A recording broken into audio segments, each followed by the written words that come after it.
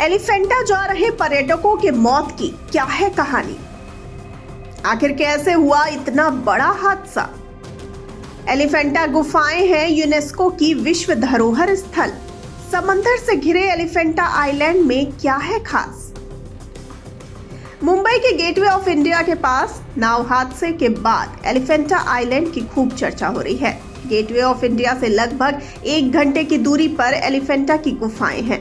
वहीं बोट जा रही थी, लेकिन रास्ते में हुए हादसे में 13 लोगों की मौत हो गई, जिसके बाद एलिफेंटा आइलैंड और भी सुर्खियों में आ गया। तो आइए सबसे पहले जानते हैं क्या है ये एलिफेंटा आइलैंड। तो आपको बता दें कि वैसे तो भारत में ऐसी कई ऐतिहासिक जगहें हैं जो बेहद शानदार हैं और घूमने लायक हैं। ऐसा ही एक जगह है एलिफेंटा, जहां की गुफाएं पर्यटकों के लिए आकर्षण का केंद्र बनी हुई हैं। मुंबई से लगभग 10 किलोमीटर दूर बंदरगाह के पूर्वी किनारे पर स्थित घारापुरी द्वीप, जिसे गुफाओं का शहर कहा जाता है। आइए अब जानते हैं कैसे पड़ा एलिफेंटा आइलैंड का नाम। तो आपको बता दें कि एलिफेंटा नाम पुर्तगालियों द्वारा यहाँ पर बने पत्थर के हाथी के कारण दिया गया था। जी हाँ, यहाँ अनेक देवी देवताओं की मूर्तियां हैं। पहाड़ियों को काट कर बनाई गई ये मूर्तियां दक्षिण भारतीय मूर्तिकला से प्रेरित है। यहाँ आने के बाद एक अलग ही दुनिया में आने जैसा एहसास होता है।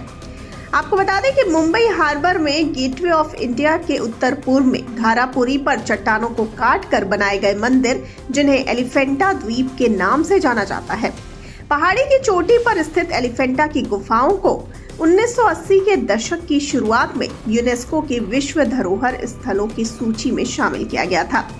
छुट्टियों में घूमने, ट्रैकिंग करने और पिकनिक मनाने के लिए ये जगह बिल्कुल सही है। इसके बनाए जाने की डेट को लेकर हमेशा से संशय रहा है, लेकिन माना जा रहा है कि ये 450 और 750 ईस्वी के बीच निर्मित हुआ।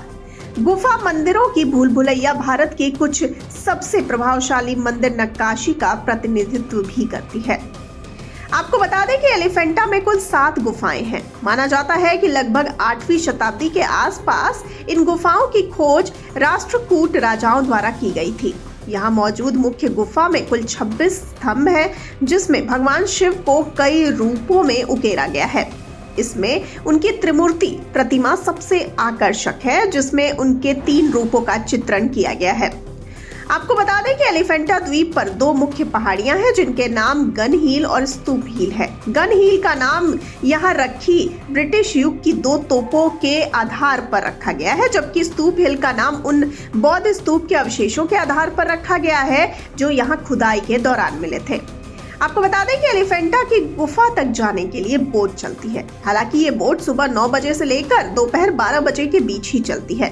नवंबर से मार्च के बीच यहाँ घूमना अच्छा माना जाता है, क्योंकि इस समय के दौरान मौसम यात्रा के लिए बिल्कुल अनुकूल रहता है। आपको एक बार तो यहाँ जरूर आना चाहिए। आइए अब जानते हैं कैसे पहुंचा जाए एलिफेंटा आइलैंड। तो आपको बता दें कि मुंबई में गेटवे ऑफ इंडिया से एलिफेंटा द्वीप के लिए फेरी चलती है। मीडिया में छपी रिपोर्ट के मुताबिक वहां जाने के लिए आधिकारिक तौर पर या पास के काउंटर पर बेचा जाता है। आमतौर पर हर 30 मिनट में एक नाव एलिफेंटा के लिए रवाना होती है। आगे आपको जानकारी के लिए बताते चलें कि मुंबई में गेटवे ऑफ इंडिया के पास दर्दनाक हादसा हुआ।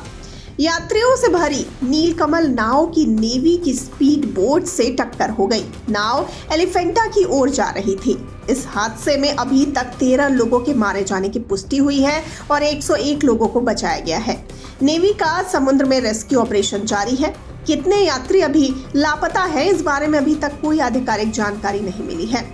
सीएम देवेंद्र फडणवीस ने कहा है कि हादसे की जांच राज्य पुलिस और नेवी करेगी। हादसे में मारे गए लोगों के परिवारों को सरकार 5 लाख रुपए की मदद देगी। उधर दूसरी ओर प्रधानमंत्री मोदी ने मुंबई नाव दुर्घटना में प्रत्येक मृतक के परिजनों को 2 लाख रुपए की अनुग्रह राशि देने की घोषणा की है।